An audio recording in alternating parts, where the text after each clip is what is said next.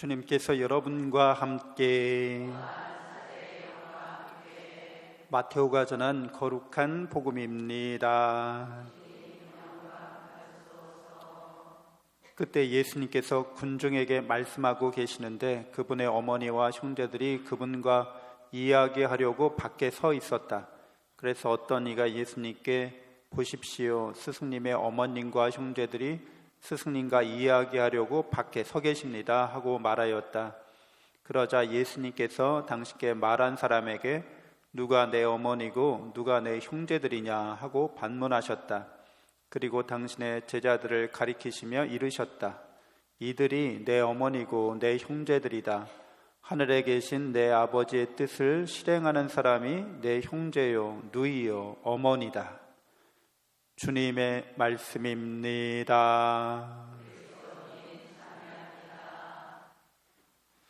참 예수님, 하느님의 복동이 고맙습니다. 고맙습니다.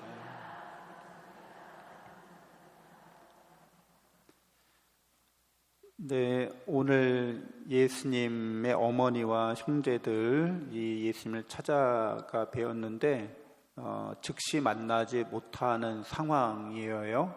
그래서 이제 인간적으로 보면 좀 매정하다고 할까? 인간적으로 인간적이지 않다. 이제 아니 그 어머니가 먼 길을 오셨는데 우리 특별히 유교적인 효 사상에 의하면 당연히 하던 일을 중단하고 어머님을 뵙는 게 맞지 않을까라고까지 여길 수 있습니다.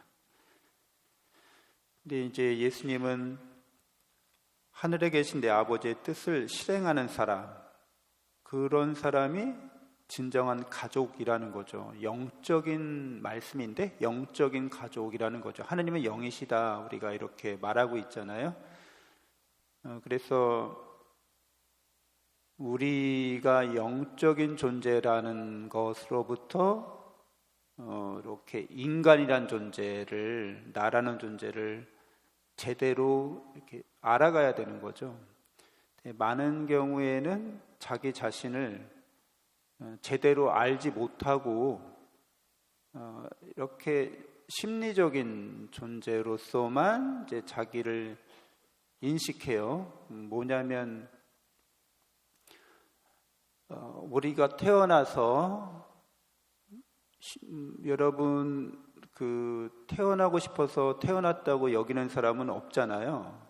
우리의 심리, 우리의 마음의 세계에서는 그렇잖아요.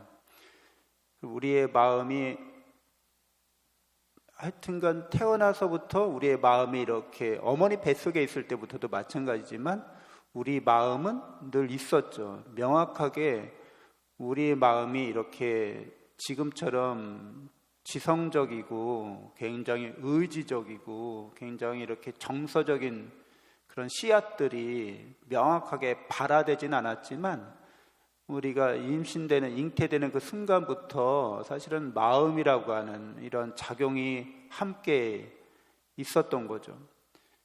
그래서 태어날 때를 기억도 못하고 우리는 우리의 그런 유아 시절을 제대로 기억하진 못하지만 그 마음이 있기 때문에 이제 우리가 기억하지 못하지만 겪었던 일들은 우리의 그 무의식 속에 다 이렇게 저장되어 있는 거나 마찬가지예요. 그래서 어떤 사람 같은 경우에는 어머니가 이제 임신 중에 태중에 낙태해야겠다 이런 생각을 한 적이 있대요. 근데 태내 속의 아이가 어머니의 그런 뜻을, 의지를 알아차린 거예요. 그래가지고 뭐 좀 힘들거나 어렵거나 그러면 어머니가 힘들고 어려워서 그런 태아를 낙태시키거나 극단적인 선택을 해야겠다 이런 생각까지 할 정도니까.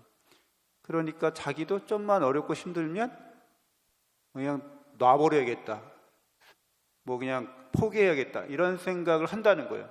나중에 이제 이렇게 뭐 심리 상담 받으면서 자기가 왜 이런 생각을 하게 되는지를 무의식 속에서 이제 알게 되는 거죠.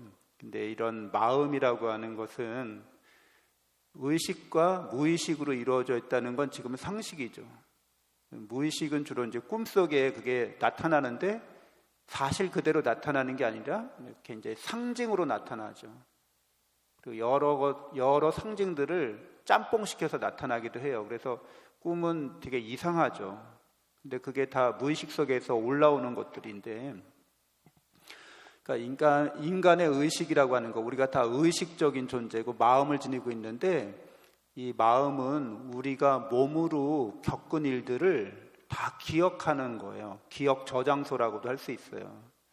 그리고 우리의 몸이 어떻게 하면 살아남을 수 있을지, 어떻게 하면 잘 먹고 잘 살지에 대해서 자동 프로그래밍된 소프트웨어 같다고도 할 수 있어요. 그냥 어떻게 해야지 내 몸과 마음이 연결되어 있기 때문에 따로따로가 아니에요. 그래서 몸으로 겪는 모든 것들을 기억하고 우리가 살아남으려면 어떻게 해야 되는지를 우리의 의식이 자동으로 그런 것들을 찾아서 좋은 거는 잘 간직하고 나한테 해롭고 나쁜 거는 이렇게 물리치고 이런 것들이 그냥 자동 메커니즘처럼 이렇게 작동하게 돼 있는 거죠. 근데 여기에 무슨 사랑이 있어요? 여기서 무슨 은혜가 있어요? 그런 건 없어요. 그냥 어떤 자연 법칙에 따라서 생존 본능에 따라서 이렇게 형성되어 나가는 거예요. 그리고 우리가 어떤 마음을 지니게 되는 거는 잘 아시는 것처럼 내가 이렇게 가정 환경, 가족들 안에서 내가 경험한 거, 사회적인 문화적인 이런 체험들이 우리의 마음을 형성해요. 그러니까 이 마음이라고 하는 거는 대부분이 다 어디서 빌려온 것들로 이렇게 이루어져 있는 거예요.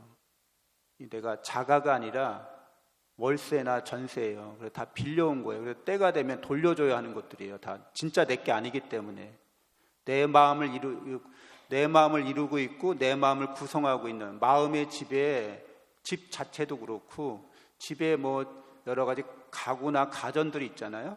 다 렌트해 온 거예요. 다 빌려온 거예요. 그게 다 내 게 아니에요. 그러니까 마음이 내 거라고 할 만한 게 하나도 없는 거예요. 근데 대부분의 사람들은 그거 다 빌려온 건데도 자기 거라고 착각하면서 사는 거죠. 등본 때 보면 주인이 내가 아니에요. 딴 사람인 거예요. 근데도 자기는 이거 다 내 거야 라고 알고 사는 거예요. 다 빌려온 건데.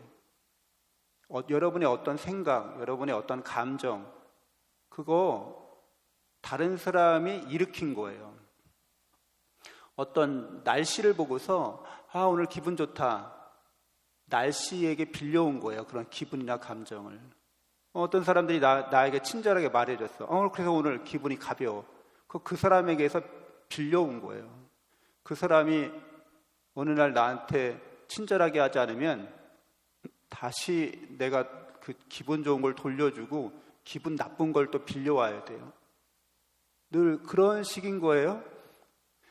그래서 예수님이 말씀하시는 것은 아버지의 뜻을 실행한다는 것은 우리가 하느님과 영원한 사랑의 법, 하느님께서 우리 마음의 가장 깊은 곳에 우리의 영에 사랑의 법을 새겨주셨다는 거고, 또 우리 안에, 우리 영에는 사랑의 계약서가 있다는 거예요. 그 법에 따른 계약서가 있어요. 본래 우리는 영적인 존재이기 때문에 마음을 들여다보는 존재인 거죠. 마음을 창조하는 존재인 거죠. 그래서 마음속에서 일어나는 여러 이런 사건, 사고가 많잖아요. 인생 살면서. 우리의 몸이 몇 년을 살아요? 60년, 80년, 100년밖에 더 살아요. 시간 속에서 나타났다 사라지는 존재죠. 그러니까 영적인 존재라는 뜻은 시간을 창조한 존재를 말해요. 하느님은 시간을 창조하신 분인 거예요. 그러니까 하느님이 어디에 계십니까? 라고 묻는 말은 질문이 잘못된 거예요. 하느님은 언제 어디에 계시는 분이 아니에요. 이렇게 우리가 이렇게 세상에 사는 것처럼 특정한 시간에 특정한 공간에 계시는 분이 아니라고요. 이 모든 거는 하느님이 무에서 만드신 거예요.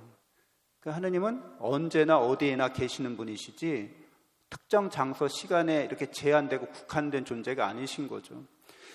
그래서 근데 우리의 마음은 항상 언제 어디서 이렇게 제한돼 있다는 거예요. 내가 어디서 기분 좋았어, 그때가 언제였지, 여행 갔을 때 뭐 그때 이런 거 같이 했지 하면서 그 시간과 그 장소와 그 사람과의 관계와 일에 딱 이렇게 제한돼 있는 마음인 거예요.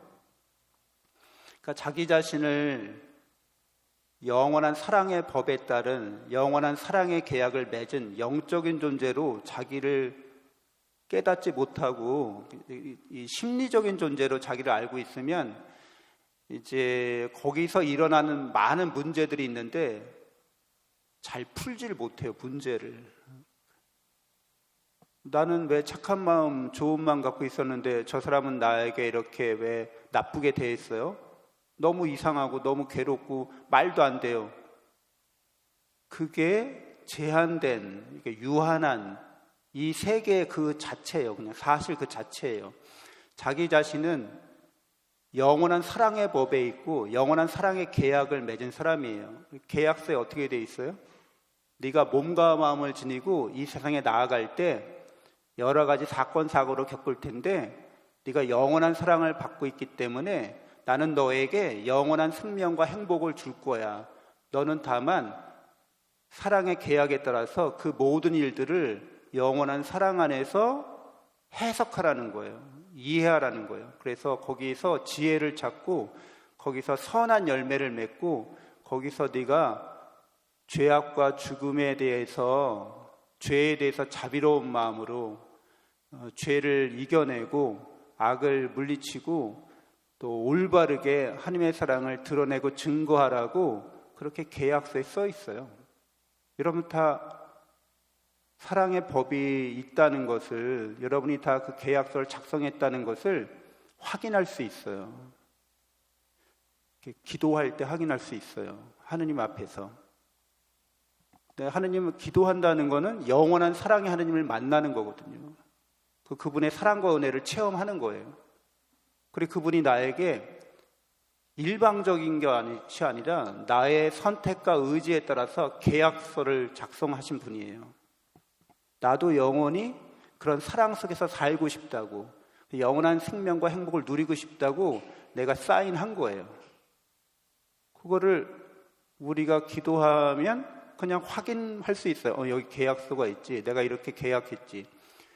근데 심리적인 자아 안에는 이런 게 없어요. 아까도 말씀드린 것처럼 심리적인 자아라고 하는 것은 어떤 시간에, 특정한 시간에, 특정한 장소에서 특정한 어떤 만남과 사건과 사고를 통해서 거기 딱 묶여 있는 거기 때문에 거기에는 영원한 사랑이라고 하는 것을, 영원한 행복이라고 하는 것을 찾을래야 찾을 수가 없어요. 그래서 왜 나한테만 이런 일이 일어나요? 라고 문제를 못 풀죠. 근데 어떤 사건이든지 그것이 우리로 하여금 하느님의 사랑의 법에 따라서, 사랑의 계약에 따라서 우리가 그럼에도 불구하고 영원히 진실하게 사랑하기로, 그게 하느님의 사랑의 법이고 계약인 거죠. 예수님이 여러분 인간적으로, 오늘도 인간적으로 심리적으로 이렇게 보면 결국 이러시다가 이렇게 되셨잖아요. 십자가에 달리시고. 그러면 인간적으로 우리 마음으로 봤을 때 비참한 말로인 거죠. 저게 무슨 사랑이야, 저게 무슨 은혜야, 저렇게 끝난 거죠. 네? 아니 예수님은 그렇게 착하게 사셨고 좋은 일 많이 하셨는데 왜 개죽음을 당하신 거야? 그건 말도 안 돼. 거기서 그냥 끝나는 거죠. 이게 무슨 여기에 은혜가 있고 여기에 무슨 행복이 있겠어요? 근데 예수 그리스도의 이런 죽음과 부활의 사건은 우리에게 영적인 사건으로 우리에게 영적 각성을 가져오고 우리가 영적인 존재라는 걸 드러내줘요. 그래서 이런 일에도 불구하고 십자가 고난과 죽음과 또 부활의 사건을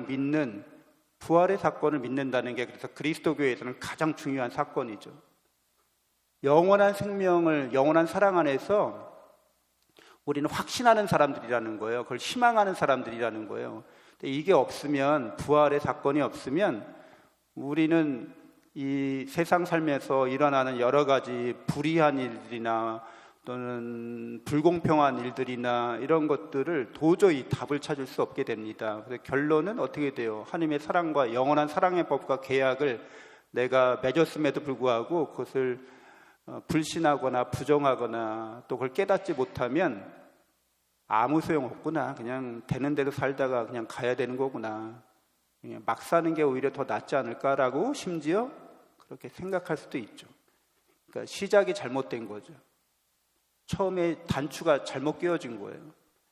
하느님의 사랑과 은혜 속에 영원한 생명과 행복을 누리는 존재로서 단추를 깨는 게 아니라 내가 겪은 일들, 이 세상에서 그런 일들로 단추를 깨면 내 자신이 누군지를 잘 모르고 단추를 깨면 이제 그다음부터 다 어긋나기 시작하는 거죠. 늘 하나님의 사랑과 은혜 속에서 여러분들이 사랑의 법에 따라서 또 내가 사랑의 계약서를 작성한 사람이라는 것을 확인하시면서 하나님과 함께 이 세상을 살아가시는 여러분들 되시기를 바랍니다. 잠시 묵상하겠습니다.